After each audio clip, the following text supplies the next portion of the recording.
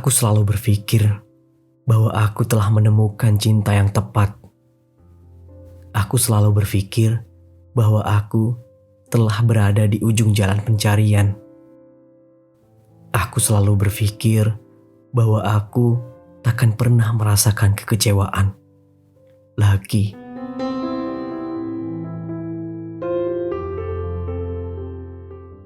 Kamu bagaimana? Apakah kamu belum menemukan cinta yang tepat? Sudah berada di ujung jalan pencarian dan sudah tak membuat orang lain kecewa lagi. Sayang sekali, ternyata dunia tidak berjalan sesempurna yang ada di dalam benakmu, kasih. Kamu mendambakan oksigen di ruang angkasa yang gelap gulita. Meski terlihat dari jauh sama seperti bumi, tapi tidak akan membuatmu mendapatkan oksigen itu. Aku selalu berdiri di sini dan selalu menunggu kepulanganmu. Namun, ternyata ada rumah lain yang membuatmu tak kunjung pulang kepadaku. Entah apa sisi burukku yang kau lihat hingga kamu enggan menyampaikan salam perpisahan. Padahal hanya mengatakan sampai jumpa. Apakah terlalu berat? Kamu tidak ingat saat pertama kali kita bertemu. Takdir membawaku kepadamu dengan suasana dan pertemuan yang baik. Kamu melemparkan sebuah senyuman kecil dari bibir manismu. Aku pun juga membalasnya dengan senyuman. Namun tak semanis punya kamu. Dulu kamu seperti sangat membutuhkanku. Bahkan hanya untuk menambal sepeda yang kempes, kamu selalu merayuku untuk memberikan pertolongan. Masih ingat saat kamu kesulitan saat di kuliah dulu? Kamu mendatangiku dengan berbagai macam makanan favoritku. Atau kamu masih ingat gak saat kita pergi naik Gunung Rinjani bersama teman-teman yang lain? Saat itu aku merasa penuh. Dan juga merasa tak mungkin rasanya kamu meninggalkanku. Bahkan kamu pun meyakinkanku akan indahnya masa depan berdua denganmu. Namun sayang, saat ini aku justru mendalami peranku sebagai manusia yang dikelilingi kepedihan. Aku telah tenggelam dalam bujuk rayumu. Sedalam lautan tak berdasar, terus ditelan samudera hingga aku tak mampu lagi melihat cahaya matahari. Di mana aku? Aku bahkan tidak ada di dalam tubuhku sendiri dan pikiranku sendiri. Seakan rasanya aku telah mati sebelum aku mati sungguhan, tak berdaya dan dilucuti oleh kepedihan yang mendalam. Tuhan, beginikah rasa sakit yang membunuhku secara perlahan? Atau ini adalah sebuah hukuman untuk seorang pendosa sepertiku?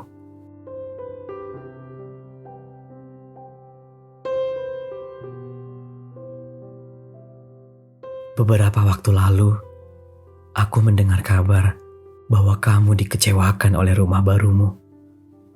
Kamu mungkin merasakan sakit, tapi tak mungkin melebihi rasa sakit yang kualami. Beginikah ending cerita yang kamu inginkan, kasih? Aku tak lagi mampu menyalahkan siapapun kecuali diriku. Bahkan berbicara pun, aku sangat terbata-bata. Direnggut dorongan bibirku oleh malaikat maut. Tercabik-cabik oleh harapan sendiri. Dan akhirnya aku mati dalam perasaanku sendiri. Begitu pedihnya sakit karena ditinggalkan oleh orang yang kusayangi. Ketika aku tersadar bahwa sesungguhnya akulah yang membuat diriku sendiri seolah mati, yang menciptakan samudra dengan kedalamannya yang tak berdasar. Semua terproyeksi dalam pikiranku sendiri. Namun, rupanya kamu juga telah banyak belajar. Aku tak akan mengatakan bahwa yang kamu alami sekarang adalah buah karma yang kau tuai dari bijinya yang kau tanamkan di dalam diriku. Aku selamanya takkan pernah mengutukmu atas perbuatan itu. Barangkali dengan rasa yang kamu dapati saat ini cukup menjadi pelajaran yang tak terbelikan oleh sesuatu, bahkan tak juga sepadan dengan harga dari hidupmu maupun hidupku.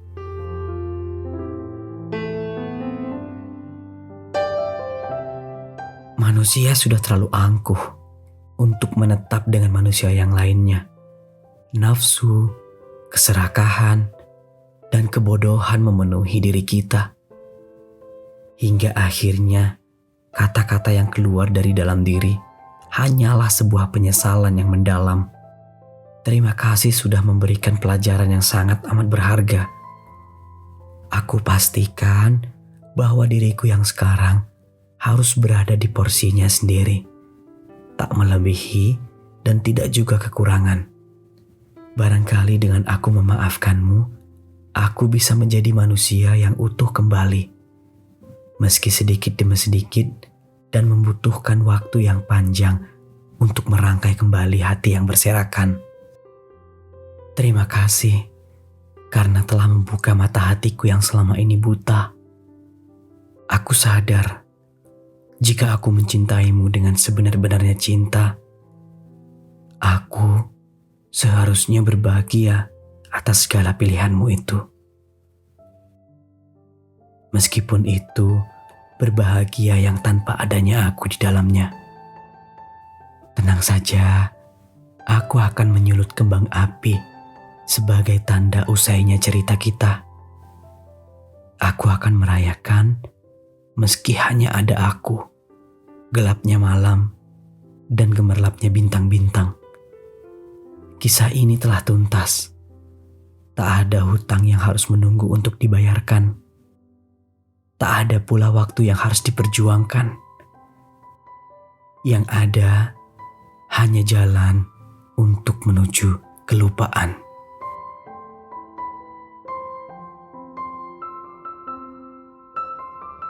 Untuk menutup cerita ini, aku akan mengisahkan bahwa betapa besar sebuah penyesalan itu datang pada part-part terakhir di jalan cerita.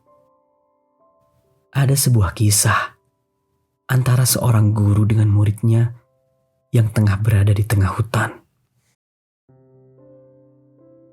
Guru berkata kepada murid, "Tolong carikan aku kayu terbaik yang ada di hutan ini. Namun dengan satu syarat, kamu tak boleh menengok ke belakang sedikit pun." Muridnya menjawab, "Baik guru, aku akan melakukannya dengan sesempurna mungkin." Gurunya pun berkata, "Jika kamu sudah merasa menemukan kayu terbaik itu, lalu kembalilah ke sini dengan membawanya." Setelah percakapan itu, murid pun mulai melangkahkan kakinya ke dalam hutan yang lebar tersebut. Sampai di pemberhentian pertama, ia melihat sebuah kayu yang bagus, lalu mengambilnya. Sang murid berkata dalam hatinya, "Pasti di depan sana ada kayu yang lebih bagus lagi dari ini." Ia membuang kayu tersebut dan melanjutkan perjalanan terus ke depan. Sesampainya di pemberhentian kedua, benar saja, ia mendapat kayu yang lebih bagus dari pemberhentian pertama. Namun ia berpikir lagi, pasti di depan sana ada yang lebih baik lagi. Setelah ia berpikir seperti itu, ia membuang kayu itu lagi dan melanjutkan perjalanan ke tempat selanjutnya. Sesampainya di pemberhentian ketiga, lagi-lagi dugaannya benar. Ia mendapatkan kayu yang lebih baik dari tempat pertama dan tempat kedua. Lantas ia berpikir, pasti di depan sana ada yang lebih baik dari ini. Ia membuang kayu itu dan melanjutkan perjalanan lagi. Sesampainya di pemberhentian keempat, ia terkaget-kaget. Ternyata tidak ada lagi hutan di depannya. Yang ada hanya hamparan tanah tandus yang berdebu. Hingga akhirnya ia melihat sebuah kayu lapuk yang berlubang dan patah-patah. Ia bergumam dalam hati, seharusnya aku ambil saja tadi kayu yang ada di pemberhentian sebelumnya.